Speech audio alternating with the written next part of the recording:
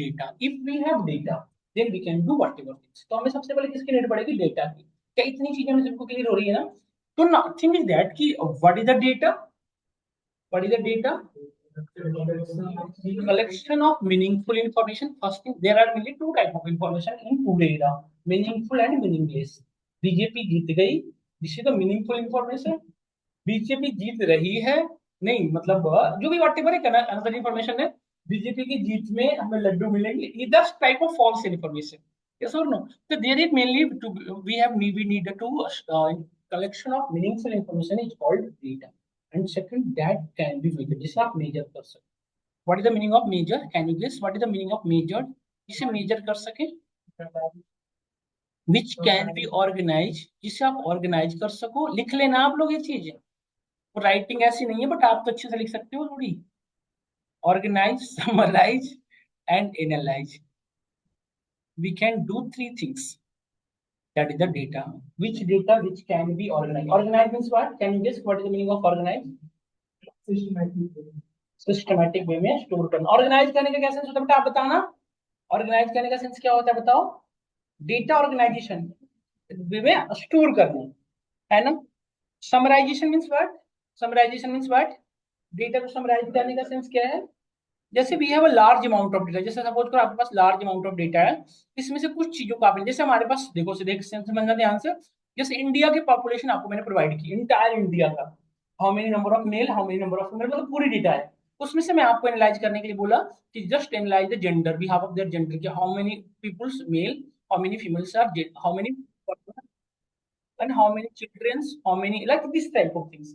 So this is the type of summarization इस पूरे entire data का आपने क्या किया समराइजेशन किया.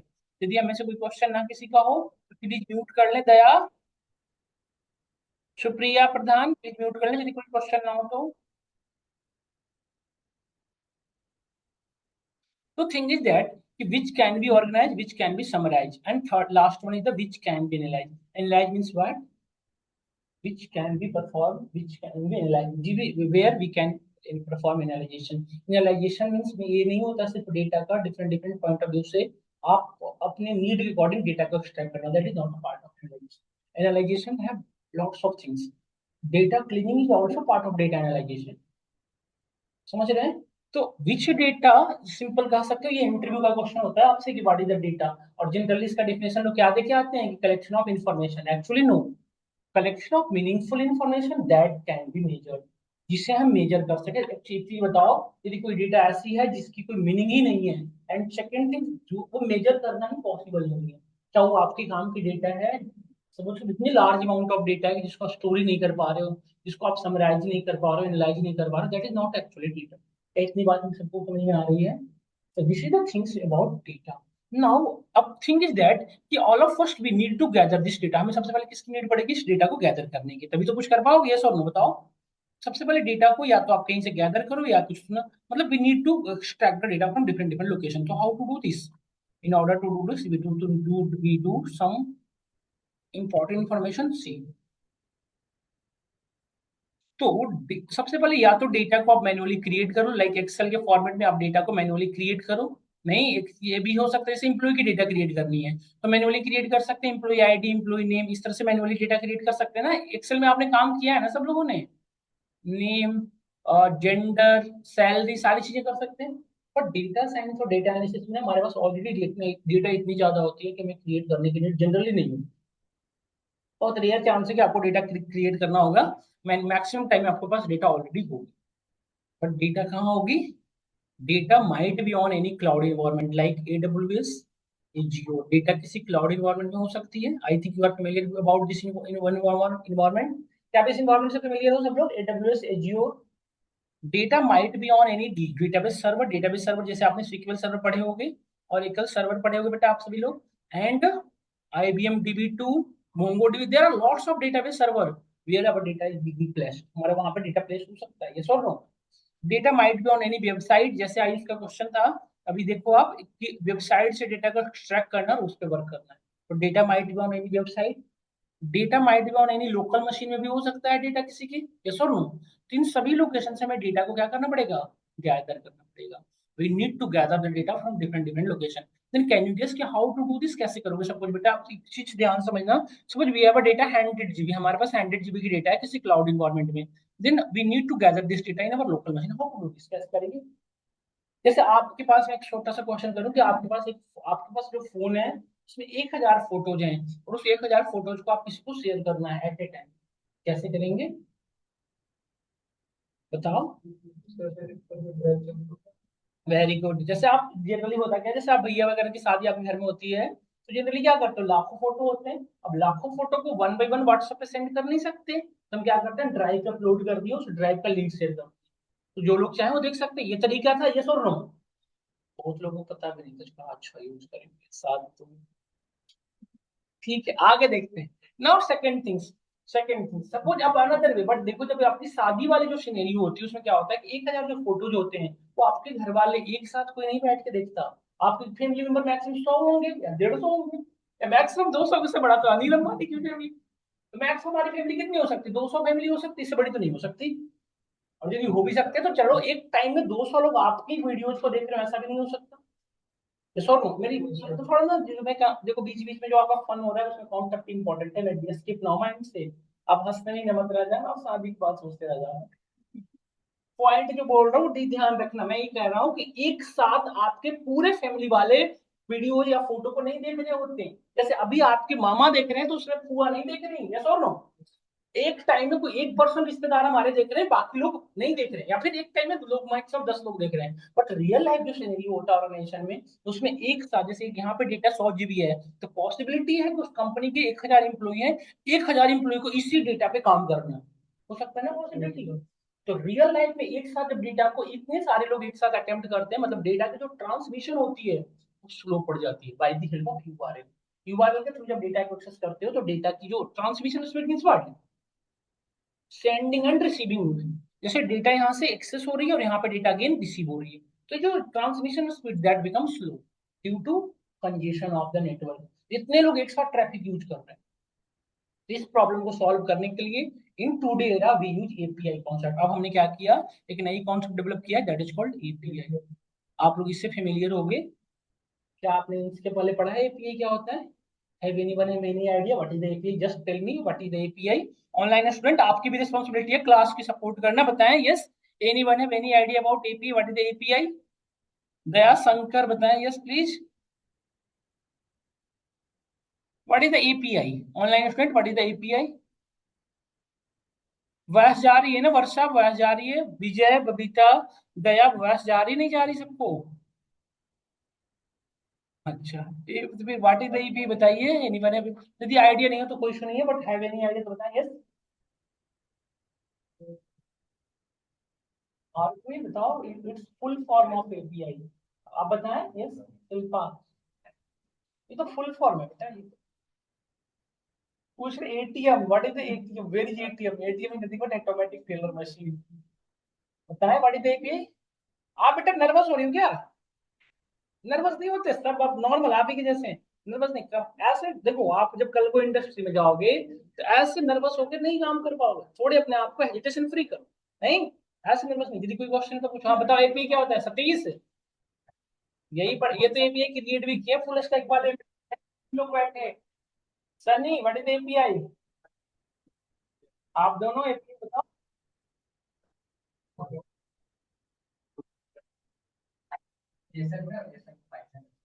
बस इतना ही नाम है API। भाई आप लोग, अरे ये तो नहीं है। एक देखो ये अभी जैसे एक ऑनलाइन स्टूडियो में एक लोग बता रहे हैं, फुल फॉर्म बता रहे हैं प्रॉपर, ऐसे जैसे नहीं होता है दादा आ रहे हैं, ठीक है ना, application programming interview one by one बता रहा है। Very good.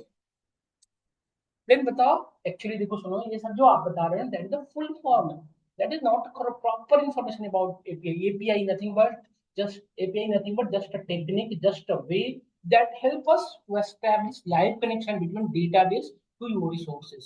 जैसे ये बेटा आपका डेटाबेस जहाँ पे स्टोर था डेटा, और ये आपका रिसोर्स था जहाँ पे आप एक्सेस करना चाह रहे थे, कंप्यूटर हुआ आपका, समझ गए। और इन दोनों के बीच में लाइव कनेक्शन एस्टैब्लिश करने के लिए हम क्या यूज करते हैं, एपीआई। और एपीआई की एक और स्पेशल थिंग है क्या, जैसे हमारे डेटा आपकी 100 GB की है, तो उसमें से पूरे आपको डेटा एक्सेस करने की नीड नहीं है, जितनी डेटा की आपको रिक्वायरमेंट है बस उतना एक्सेस करो। Means we can access the data in hierarchical way, मतलब हम डेटा को हायरार्की की वे में भी फॉलो यूज कर सकते हैं। जैसे कि क्या, आपके फोन में जो वेदर की इंफॉर्मेशन बताता है कि 14 डिग्री टेम्परेचर है, आफ्टर 4 आवर्स रेनी सीजन हो जाएगा, ये आपके पास क्या फोन में कोई वेदर से की इंफॉर्मेशन है, डेटाबेस है कोई? क्या आपके फोन में कोई वेदर की डेटाबेस पड़ी है? आप चेक कर लेना, नहीं है। वो डेटाबेस कहाँ पड़ी है? किसी अनदर अनदर क्लाउड इन्वायरमेंट में पड़ी है, वहां से हमारे पास डेटा एक्सेस हो रही है, कैसे?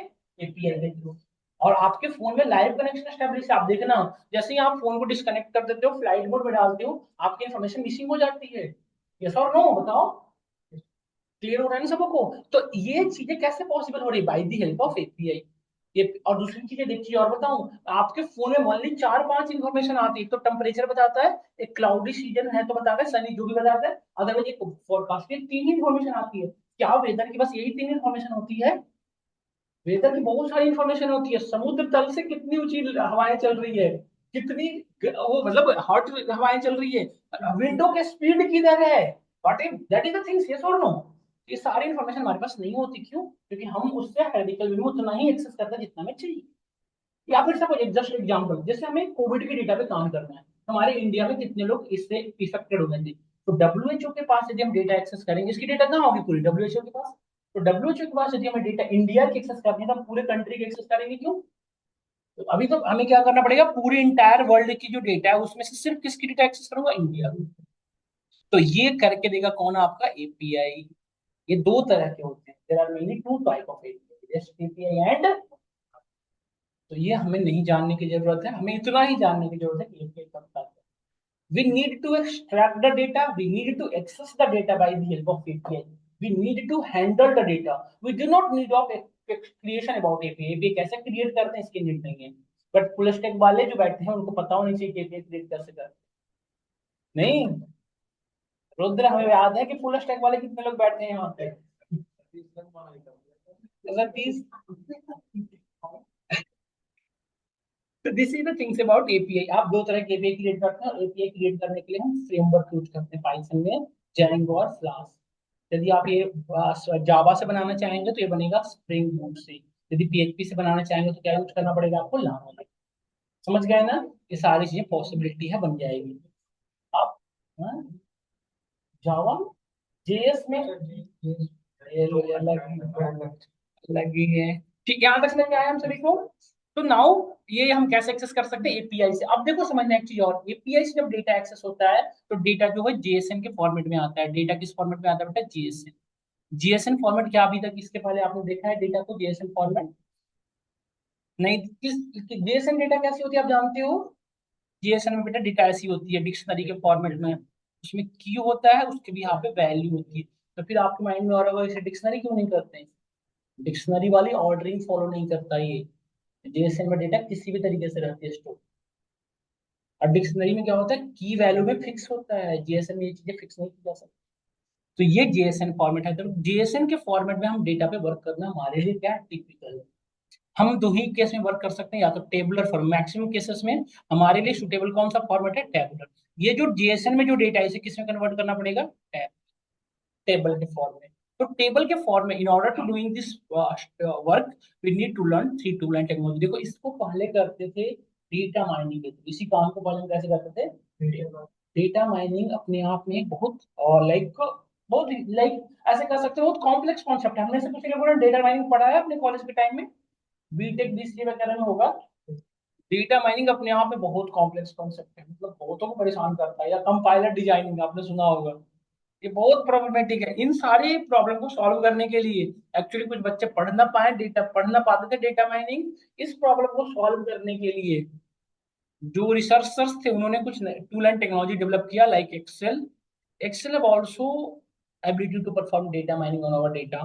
बीआई टूल्स जितने भी हैं, business intelligence tool, that have also ability to extract the data, and third one is what? Python. A three tool and technology we have that have ability to extract the data whatever location. ये तीन ऐसे आपके course में हैं जिसके through आप data को खींच सकते हैं। Means what? Excel have also ability to work perform data, sorry, extract data from anywhere location. आप किसी भी लोकेशन से एक्सेल के थ्रू भी डेटा को एक्सेस कर सकते हो, बीआई के थ्रू भी कर सकते हो। बीआई क्या है बेटा? आपका business intelligence tool. There are lots of BI tool in today, which one? Tableau, Power BI, Looker, और कौन कौन से? बहुत सारे सुन ले, जो हो क्लिक भी इतना कम है क्या? तो बहुत सारे हैं, बट इसको इसका भी काम क्या है? डेटा एक्सट्रैक्शन करके देगा। और Python, this will also help us to extract data. अब आपके माइंड में क्वेश्चन आ रहा होगा, एक ही वर्क को करने के लिए, एक ही तरह के टास्क को परफॉर्म करने के लिए ये थ्री टूल एंड टेक्नोलॉजी की क्या रिक्वायरमेंट है? क्या आप मुझे बता सकते हो? Why we use three tools for doing one type of work? Yes,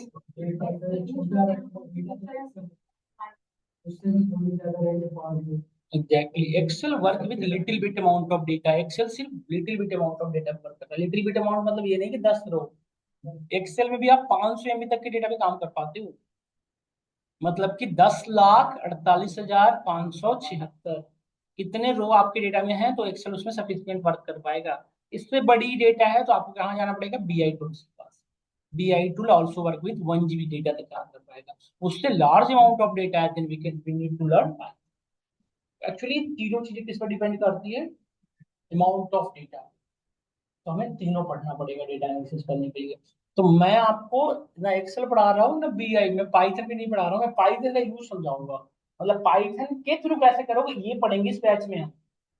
और ये पर्टिकुलर स्टेप जो हमने कहा कि डेटा को डिफरेंट डिफरेंट लोकेशन से एक्सट्रैक्ट करना, इस स्टेप को कहा जाता है descriptive analysis. This is called descriptive. आप मेंशन कर लेना, अपने कॉपी में लिख लेना ये। In data analysis we need to perform all of first what?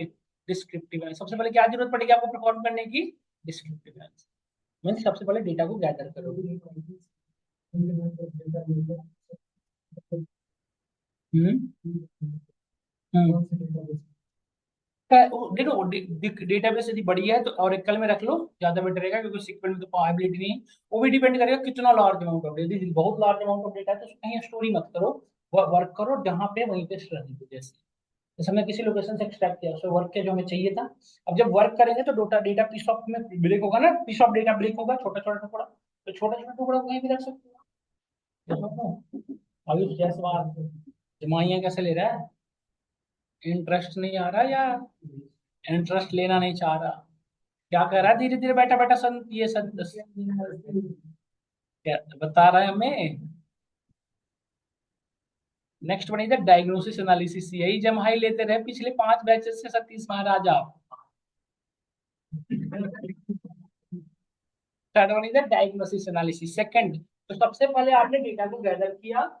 Gather करने के लिए 3 आपने देखा। उसके बाद next we need to perform diagnosis analysis. होता क्या है डायग्नोसिस एनालिसिस? नाम से पता चल रहा है। डायग्नोसिस मतलब क्या होता है? ट्रीटमेंट करना, बॉडी की ट्रीट जैसे डायग्नोसिस होती है। इसको जनरली हम लोग डेटा क्लीनिंग भी कहते हैं। This is also called as data cleaning, या डेटा प्री प्रोसेसिंग भी आप यूज करते हो। तो सपोज हमने डेटा को, सबसे पहले डेटा को गैदर कर लिया एक्सेल, पावर बीआई और पाइथन के थ्रू। अब इस डेटा को क्या करना पड़ेगा? डायग्नोसिस। एक्चुअली आपको मैं बताऊं, और डेटा है लॉट्स ऑफ इश्यूज। हमारे डेटा के अंदर मल्टीपल इश्यूज होते हैं, मल्टीपल मल्टीपल इश्यूज। जैसे मल्टीपल प्लेसेस ऐसी हैं जहां पे कोई वैल्यूज है ही नहीं, this is called null values. इस नल वैल्यूज को भी टैकल करना पड़ता है। कभी कभी ऐसे भी होता है, एक ही जो रिकॉर्ड है मल्टीपल टाइम रिपीट कर गई है, ये भी हो सकता है। एक ही रिकॉर्ड मल्टीपल टाइम अलग अलग लोकेशन पे रिपीट कर दिया, डुप्लीकेट एंट्रीज। डुप्लीकेट वैल्यू जिसे कहते हो, मैक्सिमम वैल्यू सपोज करो इस रेंज में है 10 to 100, और कुछ डेटा जो है इस रेंज में आ गई है 1,000 2,000। ये बताओ, इस रेंज से काफी बड़ी रेंज है ना ये? या फिर सपोज करो -2000 होता, ये बहुत छोटी हो गई इसके अकॉर्डिंग नहीं। तो वो particular data that is completely different from entire distribution of the data, that is called outlier. Outlier कहते हैं, आउटलायर किसे कहते हैं? जो कंप्लीटली डिफरेंट हो किससे? Distribution of the data. इतनी बात हमें समझ में आई सबको? तो इस तरह के वर्क को परफॉर्म करने के लिए, डेटा को डायग्नोसिस करने के लिए हमें किसकी नीड पड़ेगी? स्टैट्स की। तो हम अपनी ये कोर्स में यही पढ़ने वाले हैं। हमारा मेन मोटो होगा डेटा को डायग्नोसिस करना। हम पूरे क्लास में, अपनी क्लासेस में डेटा क्लीनिंग की जितने भी स्टेप्स हैं, डायग्नोसिस एनालिसिस के जितने भी स्टेप्स हैं, उन पे ज्यादा फोकस करेंगे। समझ गए? जैसे आपको एग्जांपल दिया, नल वैल्यूज, डुप्लीकेट एंट्रीज, बहुत सारे और भी स्टेप्स होते हैं। जैसे कभी कभी ऐसे भी होता है, हमारे पास कितने डेटा है, सपोज करो पूरे 300 कॉलम है हमारे पास, 300 कॉलम है, 300 कॉलम सभी के सभी हमारे लिए इंपॉर्टेंट है एनालिसिस करने के लिए, ऐसा जरूरी तो नहीं हो सकता ना। जैसे एनालिसिस करने के लिए जिस चीज को एनालाइजेशन करना है उसमें, जैसे सपोज करो हमारे पास सेल्स की डेटा है, उसमें कस्टमर का नेम कोई इंपॉर्टेंट रोल है? अरे नेम अब्दुल हो या रहीम, कोई काम हमारे तो है नहीं वैसे भी, ये सर नो, हमें तो उसकी वैल्यूज की काम है ना। For this one, this type of work. तो इस तरह की चीजों को कैसे करते हैं हम, स्टैट्स के थ्रू। अब स्टैट्स क्या है, मैथमेटिक्स है, इसे कुछ लोग स्टैटिस्टिक्स भी करते हैं, बात सेमी है। और स्टैटिस्टिक्स मैथमेटिक्स है, उसको अपनी डेटा पे कैसे इंप्लीमेंट करोगे, मैन्युअली तो इंप्लीमेंट करना पॉसिबल नहीं, इम्पॉसिबल सा कर सकते हैं, ये सब नो। क्योंकि एक सिंपल सा क्वेश्चन कर रहा हूं मैं आपसे स्टैट्स का, जैसे मैंने कहा कि किसी कॉलम, जैसे इसमें एज है, इसका एवरेज कैलकुलेट करो, क्या आप इतनी बड़ी डेटा का एज मैन्युअली कैलकुलेट कर पाओगे? एवरेज कैसे कैलकुलेट करते हो, sum of all the value divide by total number of element. तो सभी वैल्यू को ऐड करना 20 लाख रो है, मैन्युअली ऐड करते करते करते करते तो बहुत टाइम लग जाने वाला है। तो इस प्रॉब्लम को सॉल्व करने के लिए हम क्या यूज करेंगे, पाइथन की library, most popular library of Python is called SciPy. इसके थ्रू आप अपने स्टैट्स को अपनी डेटा पे इंप्लीमेंट करते हो। SciPy the library of Python that have all the concept of stats is integrated there. और स्टैट्स के जितने भी कॉन्सेप्ट हैं, जितने भी एल्गोरिदम्स हैं, वो सारे के सारे क्या है इसके अंदर इंटीग्रेटेड। समझ गए हैं? तो हम यहाँ पे क्या पढ़ेंगे, स्टैट्स। और स्टैट्स को भी डेटा पे इंप्लीमेंट कैसे करेंगे, स्काईपाई।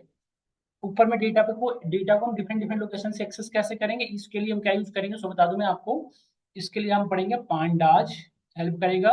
चलो नमपाई भी हेल्प कर देगा, ये दो काम करते हैं पांडाज। ठीक है, डिस्क्रिप्टिव। अब डायग्नोस सपोज करो, अब डेटा बिकम क्लीन, हमने डिफरेंट डिफरेंट एक्शन परफॉर्म किया, हमने डेटा को क्लीन कर लिया अपने नीड के अकॉर्डिंग। एक चीज और बताऊं, डेटा के अंदर 10 मतलब सपोज करो डेटा क्लीनिंग के 15 स्टेप है सपोज, तो 15 स्टेप हर डेटा पे परफॉर्म करने की नीड है ऐसा भी जरूरी नहीं।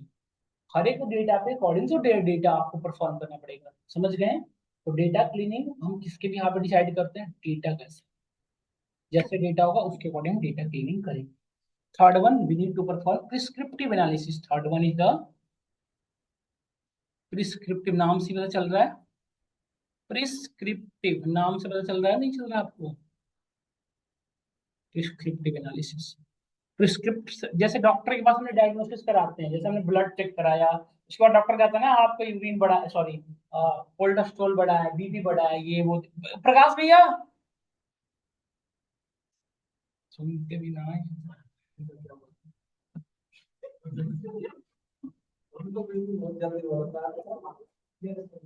तो मैं ये बता रहा हूँ कि जैसे हम रियल लाइफ में डायग्नोसिस कराने के बाद हमारी बॉडी चेकअप होता है, उसके बाद एक रिपोर्ट बनता है ना, प्रिस्क्रिप्शन रिपोर्ट। डॉक्टर दवाइयां लिखते हैं और कहते हैं 10 वर्ष आपको ये चीज खाना है, ये चीज नहीं खाना है, ऐसे फॉलो करना है, ऐसे नहीं फॉलो करना। ये पानी की बॉटल नहीं है।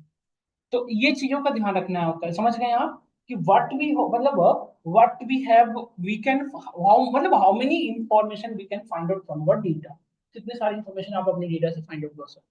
That is part of prescriptive analysis. इसमें बेसिकली हम करते क्या है कि हम जो डेटा को, बट एक चीज बता दूं फिर से कि डेटा क्लीनिंग के बाद का ये स्टेप है, इसीलिए स्टेप 3 है।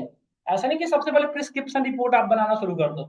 जनरली यही करते हैं लोग, पावर बीआई शुरू किए और चार्ट बनाना शुरू कर दिए।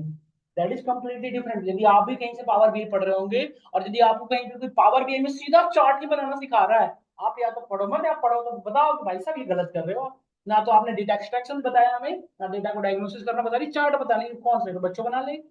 मेरी बात समझ रहे हो? तो this is the important one.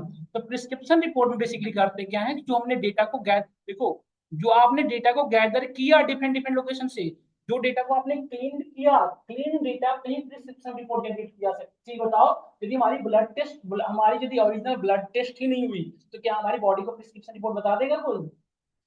तो डेटा का यदि आपने क्लीनिंग ही नहीं की, डेटा के अंदर यदि मिसलीडिंग इन्फॉर्मेशन है, means what, our prescription report is also misleading.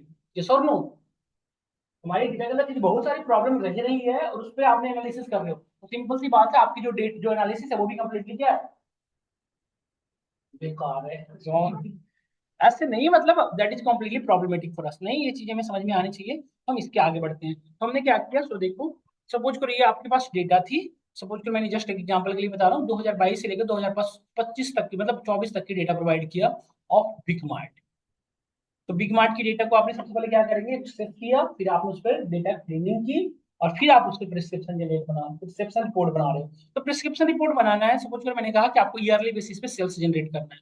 तो एक तो है कि टेबल के फॉर्म में आप बता सकते हो कि 2022 में हमें 2 मिलियन की सेल हुई थी, 2023 में 3 मिलियन का, और 2024 में 4 मिलियन की। तो ये हो गया। क्या इसी को हम ग्राफ के फॉर्म में रिप्रेजेंट कर सकते नहीं कर सकते हैं? जैसे ये बता दिया 1 मिलियन, 2 मिलियन, 3 मिलियन, और ये 2020 का, ये 22 का, और ये 24 का बना सकते हैं। और अब ये तो था ईयर वाइज, यदि we need to extract, we need to analyze month month wise, तो कैसे बनाएंगे? यदि मंथ वाइज टेबल के फॉर्म बनाना तो बहुत टफ नहीं लगेगा? बताओ जनवरी 2022 में इतना हुआ था, जनवरी दो फरवरी 2022, इस तरह से हम दिसंबर तक, फिर अगेन जनवरी 2023, फिर दिसंबर तक, फिर जनवरी दो, बहुत टफ होने वाला है। क्या इससे बेटर क्या रहेगा? लाइन चार्ट हमने यहाँ पे जनवरी, फरवरी, मार्च, अप्रैल, मई इसे बना दिया, और यहाँ पे मैंने अमाउंट लिखा 1 मिलियन, 2 मिलियन, 3 मिलियन, 4 मिलियन, नहीं। और ये particular line represents the sales of 2022, this particular line represents the 2023 का, और this particular line representing the, दिख ही ना रहा है ये तो, दिखेगा दिखेगा, दिस पर्टिकुलर लाइन, अरे कलर ही आता है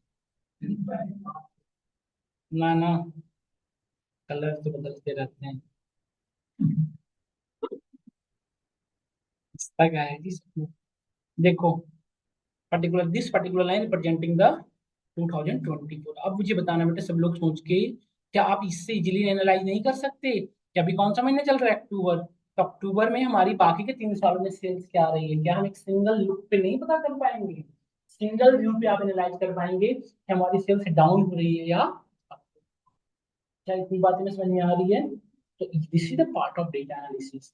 ये डेटा एनालिसिस में यही 3 काम परफॉर्म करते हैं। Means what, as a data analyst का जो रोल एंड रिस्पॉन्सिबिलिटी होती है, वो यही होती है कि डेटा को एक्सट्रैक्शन करना, डेटा क्लीनिंग करना, और फिर डेटा पे क्या करना, समझ रहे हैं? अब यहाँ पे एक रोल आता है बिजनेस एनालिस्ट का। जैसे आपने देखा कि हमारी सेल्स डाउन हो रही है, सपोज जस्ट सिनेरियो कि हमारी अक्टूबर मंथ में सेल्स डाउन हो रही है, तो बिग मार्ट जो है कोई छोटी कंपनी तो है नहीं, ये मल्टीपल कैटेगरी के प्रोडक्ट सेल करती है। तो हमें यदि सेल्स डाउन हुई है तो किसी एक पर्टिकुलर कैटेगरी के सेल्स डाउन हुई होगी, ऐसे तो है नहीं कि पूरी की पूरी शॉप की सेल्स डाउन होगी। यस और नो? तो अब हमें क्या करना पड़ेगा, तीनों साल में कैटेगरीज वाइज चेक करना पड़ेगा कि कौन से कैटेगरी की किस किस सेल हुई है। तो सपोज हमने ये फाइंड आउट कर लिया कि हमारी इलेक्ट्रॉनिक सेक्शन पे जो है वो सेल्स क्या हुई है, डाउन हुई है 2024 में। बाकी सबों में ठीक थी, बाकी सबों में ज्यादा बेटर है, बट इलेक्ट्रॉनिक सेक्शन में हमारी डाउन हुई। तो इसको आप कैसे करेंगे बताओ? अब यहाँ पे दो चीज हो सकता है, या तो आपने प्रोडक्ट गलत रख रखा है, जैसे अभी समर सीजन चल रहा है, नहीं, और अभी आपने कूलर रख रखा है, सॉरी हीटर रख रखा है, नहीं, आपने जितने भी वो मतलब हॉट सीजन वाली चीजें जो वो रख रखे हैं, क्या आपने काम की है? अभी क्या रखना चाहिए था? फ्रिज, कूलर, एसी वगैरह। नहीं, ये काम आएगा आपको। या फिर ऐसा भी हो सकता है कि आपने का आपके जस्ट बगल में किसी ने, किसी कंपटीटर ने आपकी शॉप खोल रखी है सेम चीजों की, आपकी 10% पे बेच रहे हो, बगल वाला 30% में बेच रहा है, वो भी डाउन हो सकता है। तो इस प्रॉब्लम को आप कैसे करोगे बताओ? आप सेल्स अप करना है तो अब हमें भी 30% डिस्काउंट देना पड़ेगा। अब हमारी बजट अलाउ कर रहे हैं या ना करे? अब 30% यदि आप किसी को डिस्काउंट दोगे, बिग मार्ट अपने पैकेट से नहीं देगी, अपनी किसी भी ऑर्गेनाइजेशन अपनी बजट को तो पैसे खर्च करेगी नहीं। तो अब आपको क्या करना है कि जो 20% अप करोगे, वो बाकी जो प्रोडक्ट्स थे, बाकी जो कैटेगरी का थे, उस पे क्या करना पड़ेगा? 2-2%, 4-4% किसी पे ऐड करना पड़ेगा, ताकि 30% उन सबों पे ऐड करूं और इसका 3% समझ गए? अब मुझे ये बताओ, सब लोग सोचो कि ऐसा भी तो हो सकता है कि आपने आंख बंद करके सभी पे 10-10% बढ़ा दिया, और इसका 30% का ऑफर दिया, पता चला उसका 30% से सेल बढ़ा भी नहीं, बाकी चीजों की और डंप हो गई। हो सकता है, नहीं हो सकता? यहीं पे एक रोल आता है बिजनेस एनालिस्ट का, आपने सुने होंगे। कंपनी में दो रोल होते हैं, data analyst and business analyst. Data analyst का काम इतना ही होता है, रिपोर्ट जनरेट करना। बिजनेस एनालिस्ट बिजनेस के पॉइंट ऑफ व्यू से वो स्ट्रेटेजी जनरेट करता है। तो हम में से यदि किसी का एमबीए होगा या एमकॉम होगा या बीकॉम होगा, तो आप बीए वाले पे ज्यादा, मतलब बीए की अप्लाई करें after completing this course. Data analyst से ज्यादा प्रिविलेज आपको किसमें मिलेगा? Business analyst. समझ गए? तो ये इतना ही काम था आपका डेटा एनालिसिस का। इसके बाद हम step fourth one is the predictive analysis, next one is the क्या, next one is the predictive analysis. Predictive analysis में क्या करते हैं, सी केयरफुली, नाम से पता चलता है प्रिडिक्ट मतलब प्रिडिक्शन करना। Like which see we have a value 1011, next one is the 1014, suppose we first value is 1011, देखना ध्यान से 1011, next value is 1015, can you guess कि व्हाट इज द 1015 है ये, what is the next value क्या होगा ये बता सकते हैं, 1019 ना, चार चार का डिफरेंस चल रहा है ना। तो आपने कैसे बताया, इसके स्ट्रक्चर को फाइंड आउट कर लिया, उसी यहाँ पे आगे का प्रेडिक्शन दे रहे हो, यही तो कर रहे हो। तो इसी चीज को करने के लिए हमें मशीन लर्निंग की नीड पड़ती है, एमएल जिसे कहते हो आप short, this is called machine learning. हम क्या करते हैं, जो देखो एमएल भी आफ्टर क्लीनिंग डेटा पे ही लगेगा, जो डेटा क्लीन नहीं है उस पर नहीं लगा सकते एमएल। मतलब डायग्नोसिस करना कितना इंपॉर्टेंट स्टेप्स है, पूरे डेटा साइंस का बैकबोन कहा जाता है इसे। तो अब आपको पता होगा बैकबोन का क्या यूज, हम बैठे हैं ड्यू टू बैकबोन, बैकबोन नहीं हो तो हम बैठ नहीं पाएंगे, आपको पता होगा ये चीजें। तो ये डेटा है सपोज, अब क्या करता है मशीन लर्निंग, इसके अंदर के स्ट्रक्चर को फाइंड आउट करता है, और स्ट्रक्चर को फाइंड आउट करने के बाद उस यहाँ पे क्या करता है, प्रिडिक्शन करता है। एमएल क्या करता है, जो आपकी डेटा है उसके अंदर के स्ट्रक्चर को फाइंड आउट कर लेता है, और उस स्ट्रक्चर के भी यहाँ पे यदि कोई न्यू न्यू वैल्यू आप डालोगे तो उस भी आपको क्या करेगा, प्रिडिक्शन देगा। अच्छा प्रिडिक्शन क्या होता है, हाइपोथेसिस वैल्यू, ऐसा होगा, हाइपोथेसिस क्या ऐसा होगा, हो भी सकता नहीं भी हो सकता। अब होने के चांसेस कितना परसेंट है और नहीं होने के चांसेस कितना परसेंट, इसको क्या कहते हैं, एक्यूरेसी। यदि हमने जो कहा वो 100% करेक्ट है, मतलब जो कह रहे हैं वो सही है, नहीं जो हमने कहा सपोज करो जो प्रिडिक्शन आया ईमेल, और वो कितना परसेंट करेक्ट है, एक्यूरेसी उसकी कितनी आ रही है, 100%, मतलब जो आप कह रहे हो कितना है, 100%। बट आप ये नहीं कर पाते हो, आप कितना परसेंट एक्यूरेट कर पाते हो, 98%। मशीन लर्निंग के थ्रू कितना परसेंट तक हो पाता है, बेस्ट केस की बात कर रहा हूँ, वर्स्ट केस में वॉटेवर हो सकता है, बट बेस्ट केस में क्या कर सकते हैं, 2% तो अभी भी एरर आने के चांसेस है ना। तो मशीन लर्निंग से डेवलप जो एप्लीकेशन होते हैं उसे कहाँ यूज करोगे, जहाँ पे बहुत ज्यादा का लॉस ना हो। जैसे वेदर का इन्फॉर्मेशन, जैसे आपको पता था कि आफ्टर 4 आवर्स रेनी सीजन होगा सपोज, तो यदि ये रेनिंग सीजन हुआ तो परफेक्ट, नहीं हुआ तो बहुत ज्यादा का तो लॉस नहीं हो गया ना, बिलियन बिलियन तो डूब नहीं गए हमारे, यस और नो। या फिर आपकी आप देखोगे यूट्यूब रिकमेंडेशन सिस्टम, आप यूट्यूब प्ले कर देते सॉन्ग रिकमेंडेशन, सपोज करो आपने सॉन्ग सर्च किया था डिवोशनल, तो भक्ति सॉन्ग, माता रानी की जागरण, बाय मिस्टेक उसमें आम रिलेवेंट वीडियो जा आ सकते हैं, due to this one, ML ही यूट्यूब में वर्क करता है अभी, रिकमेंडेशन जो आपका रिकमेंडेशन सिस्टम है उसमें 2% ये भी गलत आने के चांस है। तो आप किसी बच्चे की यदि यूट्यूब वीडियो देख रहा है, कार्टून वार्टून देख रहा है, ये बहुत ज्यादा मैं देखता हूँ ये मिसअंडरस्टैंडिंग होता है छोटे बच्चों के साथ, उनको मारपीट कर दी जाती है। बच्चा कार्टून देख रहा होता है, उसे पता भी नहीं कि नीचे कौन सा वीडियो, उसके पापा है या मम्मी है या दीदी आई और स्क्रॉल की वीडियो कुछ और था नीचे, तो उसको पिटाई नहीं कीजिए, वो एमएल की प्रॉब्लम है, आप उसकी प्रॉब्लम नहीं थी, समझ गए। बट ये भी बात नहीं कि हमेशा एमएल की प्रॉब्लम है, बच्चे भी होते हैं, समझ गए सब। नाउ थिंग इज दैट, तो मतलब मींस व्हाट कि एमएल से डेवलप्ड एप्लीकेशन वहां पे यूज करें जहां पे बहुत ज्यादा लॉस होने के चांसेस। तो फोर, अब इसको मोर एक्यूरेट, जैसे ह्यूमन बॉडी है, ह्यूमन बॉडी के केसेस में, जैसे ह्यूमन बींग्स के केसेस में मशीन लर्निंग वर्क नहीं कर पाएगा। जैसे सपोज दैट कोई आपने कैंसर पेशेंट के डेटा पे वर्क कर रहे थे, और हमें क्या करना था, कैंसर पेशेंट प्रिडिक्शन करना था, कैंसर प्रिडिक्ट करना था। कोई पर्सन आया, अपनी सारी बॉडी की इंफॉर्मेशन बताई कि हमारे वेट, हाइट, हमारा खाने का प्लान ये है, हम हमें ये प्रॉब्लम हो रही है, हमारी बॉडी, ये बॉडी मास है इतना, हमारा कोलेस्ट्रॉल है इतना, हमारा ये सारी चीजें उसने हमें इंफॉर्मेशन बताई, तो उसमें आप बताना कि that person is affected from cancer और नो।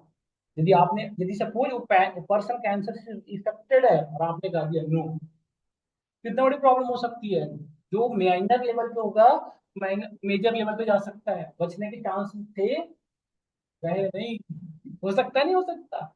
सेकंड सिनेरियो, यदि नहीं है उसे और आपने कह दिया है, चलो ये तो संभल सकता है कि डॉक्टर के पास जाएगा, डॉक्टर चेकअप करेगा तो चलो बच जाएगा, बट उस वाले केसेस में तो बिल्कुल चांस ही नहीं है, ये और नो। और सतीश जैसा डॉक्टर वहां भी मिल गया तब तो बस सतीश कहेगा, सतीश कहेगा अभी यही कोर्स, बस यही पढ़ रहे थे टॉपिक, नींद आ गई थी उसमें, बस यही। अब इसी को मोर एक्यूरेट करने के लिए हम क्या यूज करते हैं बेटा, डीप लर्निंग। डीप लर्निंग क्या करता है, 99.9% एक्यूरेट करता है। तो machine learning and deep learning both are mathematics actually, दोनों मैथमेटिक्स हैं और दोनों रिसर्च वर्क हैं। ऐसा अभी तक कहा जाता है कि 98% तक एक्यूरेट है, कल अगले साल यदि आप पढ़ोगे तो हो सकता है मैं ही कह दूं कि 99 तक सकता है accurate। क्यों? क्योंकि रिसर्च वर्क है, रिसर्च वर्क कभी भी परफेक्ट हो सकती है। तो मशीन लर्निंग कभी भी अपनी एक्यूरेसी इंक्रीज कराने के लिए पूरी कोशिश कर रहा है, पूरी उसमें एल्गोरिदम जो है वर्क कर रहे हैं, उसके रिसर्चर जो है उस पर काम कर रहे हैं। डीप लर्निंग के साथ भी यही केस है। तो हम अभी 99.9 तक पहुंच चुके हैं, 100 तक पहुंच गए हैं, मतलब आपको नहीं छोड़ूंगा। बट पॉसिबल नहीं है ऐसा कुछ, सोचने को तो बहुत सोच सकते हैं, बट तो समझिए, समझ गए आप। तो आप लोग की जितनी, जिनकी कोर्स डेटा एनालिसिस होगा वो यहाँ तक पढ़ेंगे, जिनका डेटा साइंस होगा वो यहाँ पढ़ेंगे, और जिनका डेटा साइंस प्रोफेशनल होगा वो डीएल भी पढ़ोगे आप। समझ गए? बट एक चीज बताओ, मशीन लर्निंग पढ़ो या डीप लर्निंग? स्टैट्स जिनको नहीं आया, कोर्स लेना और ना लेना एक बड़ा। मशीन लर्निंग की क्लास में बैठ जाओगे, रिकॉर्डिंग देख लोगे, कोई फायदा नहीं। ये स्टैट्स बहुत इंपॉर्टेंट है, ठीक है। इतनी बातें तो मैंने बेसिक लेवल पे आपको समझा दी। और स्टैट्स मतलब, यार ये तो अभी सही, स्टैट्स, स्टैट्स। इतना भावुक क्यों हो रहे हो? हम ही पढ़ाएंगे ना, ना मैं ही नहीं पढ़ाता, ऐसा नहीं अहम वाला भावना है। और भी हैं जो पढ़ाते हैं, more than one trainer available here that teach stats very well.